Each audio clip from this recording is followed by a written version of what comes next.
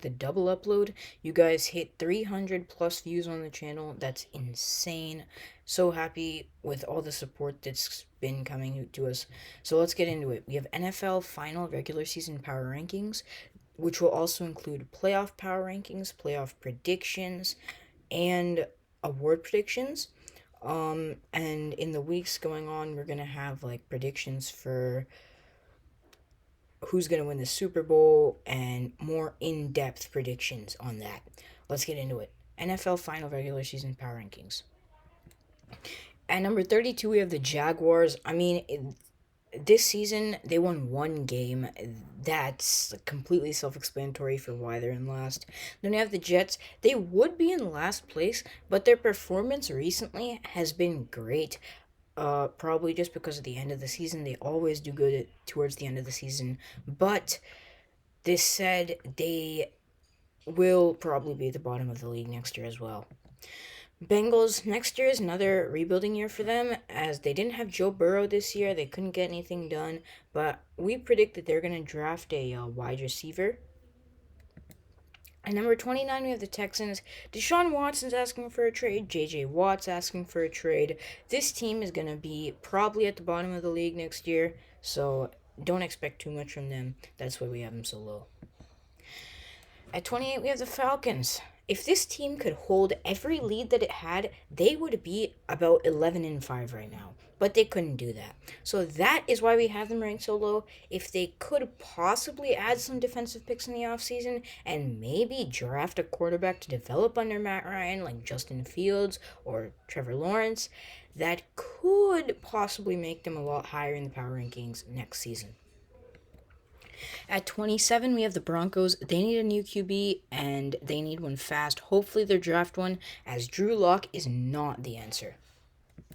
At 26, we have the Panthers. This team just has problems all around. They can't seem to get stops defensively, they need to invest defensively in the draft. At 25, we have the Eagles. Next year is probably going to be another rebuilding year for them. They don't have many receiving targets, and they need to improve their backfield aside from Jalen Hurts and Miles Sanders. They need some more depth there as well.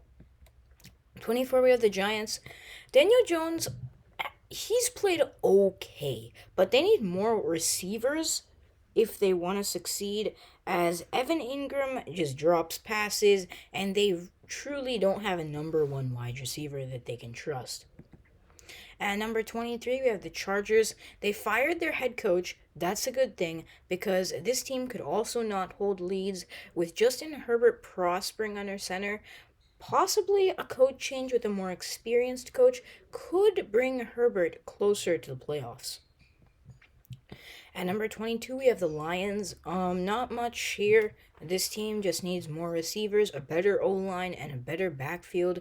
And obviously, they've been investing in the backfield. Like the past two drafts, they've picked up running backs, but they need actual talent there. So if they could trade up in the draft and pick a better running back, that would benefit them a lot. At number 21, we have the Patriots along with Cam Newton. He is leaving the team this season, so they need to invest in a long-term QB. Maybe they can draft Mac Jones in the draft, but that's looking kind of unlikely. At 20, we have the 49ers. This team probably would have been in the playoffs, but Jimmy Garoppolo got hurt multiple times. The defense had many injuries, especially torn ACLs, stuff like that. So if the team can find itself more healthy next year, they would be doing a lot better. And 19, we have the Raiders. This team is hard, as Derek Carr isn't the answer. They need like a better QB. Marcus Mariota did well, as he's pictured here, and if they have him in the lineup, they can go to the playoffs. At number 18, we have the Cowboys. Honestly, next year they could be closer to the top of our rankings. This year, the only reason why they didn't win the NFC East is because they didn't have Dak Prescott. But possibly next year when he's better and if he returns, they will be doing dividends compared to what they did this year. At number 17, we have the Minnesota Vikings. Justin Jefferson might win Rookie of the Year. Not sure yet, but the way that the Vikings have played it honestly seems that the offense isn't really the problem, it's the defensive front. Kirk Cousins is extremely underrated. Many people said that he's overrated because of his contract, but if you look at his stats this year, they're outstanding. The Vikings are great offensively, but defensively, they need to improve. At number 16, we have the Arizona Cardinals. They claimed that they wouldn't lose games, but they lost a lot of games as they didn't even make the playoffs this year. Larry Fitzgerald says that he's retiring this offseason, so props to him for having a great career. But next year could be the Cardinals' year. At number 15, we have the Dolphins. They are the best team that didn't make the playoffs, but they might need to think about getting a new QB, as statistically, Tua has not done great in the fourth quarter, and if your QB can't close out games, that's a problem. As in almost every game, they've had to put in Ryan Fitzpatrick in the fourth quarter, and he's bailed out Tua multiple times. Next up, we have the playoff power rankings. These are rankings 14 through 1. At number 14, we have the Washington football team. This team is. They shouldn't be in the playoffs. No team from the NFC East should be in the playoffs. Hopefully, they win. Wishing the best for them. But they're going up against a very experienced team, and they won't be easy for them as the past few weeks have been. They're going up against Tom Brady. Obviously, they'll be at home. They'll have the home field advantage, but that might not make a big difference. At 13, we have the Bears. And this team, honestly, they shouldn't be in the playoffs either. They got bailed out by the Rams. The Rams, also, they barely squeaked in. They got a win against the Cardinals, but that's only because Kyler Murray got injured.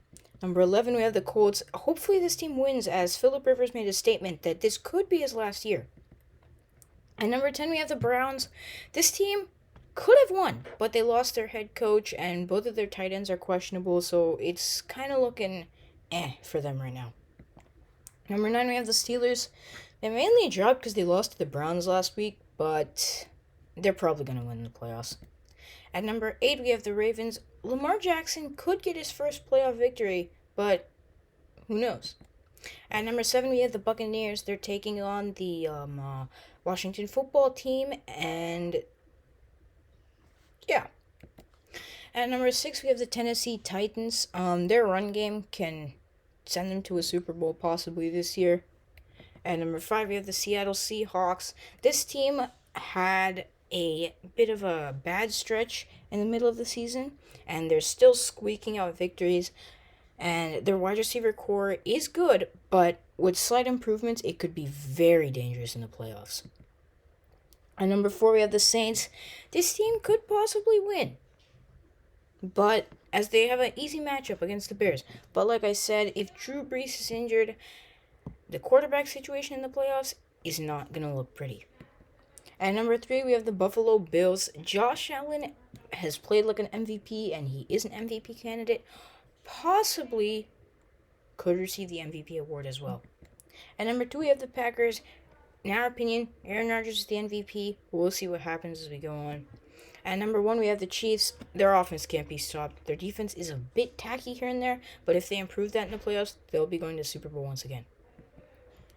Here we have our playoff predictions. We have in the AFC, we have the Steelers beating the Browns, the Bills beating the Colts, and the Titans beating the Ravens. And then from there, we have the Bills beating the Steelers, and the Chiefs beating the Titans. Then we have the Bills and Titans in the AFC Championship, and the Chiefs going to the AFC playoff spot. And then for the NFC, we have the Seahawks beating the Rams, we have the Saints beating the Bears, we have the Bucks beating the Washington football team, then we have the Saints beating the Seahawks, and we have the Packers beating the Bucks, and then we have the Packers going to the Super Bowl for the NFC spot, and we have the Packers beating the Chiefs to win the big game. And on the right-hand side, you have your seeds and all that information. Award predictions: MVP, Aaron Rodgers. Offensive Player of the Year, Derrick Henry. Defensive Player of the Year, Xavier Howard. He had 10 picks this year, career high. Special Teams Player of the Year, we have Cordero Patterson. Offensive Rookie of the Year, we have Justin Herbert. Justin Jefferson is good competition here, but he's a wide receiver. Herbert's a quarterback. Big difference right there. Defensive Rookie of the Year, honestly, it should be Jeremy Chin, but Chase Young is probably going to win as he was the second overall pick. Comeback Player of the Year, Alex Smith. The man was told that he was going to die, but he came back and led his team to the playoffs, so that's something. They should name the award after him. Fantasy Football Performer of the Year is Josh Allen. Walter Payton Man of the Year, Myles Garrett. Lots of you might question this, but he was suspended and he played great this year, no mishaps at all, and he has played great on the field and off the field. He has had lots of good deeds done as well. Coach of the Year, Kevin Stefanski. He completely turned around the Cleveland organization, and he possibly has led them to a playoff victory, maybe, if they win on Sunday against the Steelers. Thank you for watching. Like, subscribe, and tell us about your opinions in the comments below. Thank you.